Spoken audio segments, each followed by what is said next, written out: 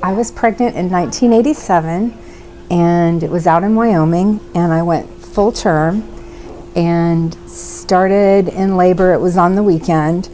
Went in like on, can't remember for sure, finally Sunday night after having some of the labor at home because they didn't want you to come in too soon. And then they gave me Pitocin, I remember that, to increase or to hurry it along. And then they gave me morphine to help me sleep. They wanted me to sleep because I hadn't slept much from the night before, because that's when I'd started, I guess that's when I started labor, but and hadn't slept much. Well, the morphine made me sick, and I was throwing up bile all night long, did not sleep, was exhausted, and the labor didn't progress past a certain point. I don't know the centimeters because it's been so long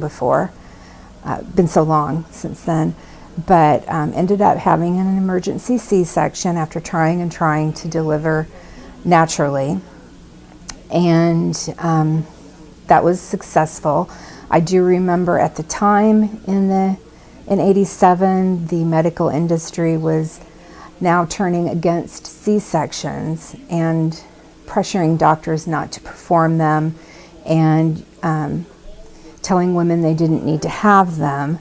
And I remember feeling guilty for a really long time that I ended up having a cesarean section, which of course, looking back on that now, however you have to have your baby, whether it's deliver it yourself at home on the kitchen floor, if it's that quick and simple, or if you end up with a long labor and end up with surgery, whatever you got to do it so everybody comes out okay is the right way. So don't ever feel guilty or awkward about the way that you get it done, is my advice to anyone.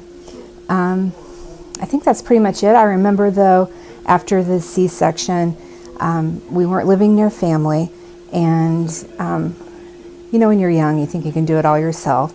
And I did, but I remember anytime anything would drop on the floor, oh, it was such pain to reach down to get it, because back then they stapled the incision and that pulled.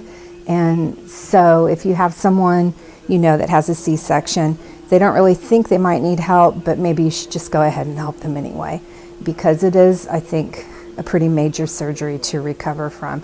But we all came out fine, and that was the main thing. And that's the only pregnancy I ever had. So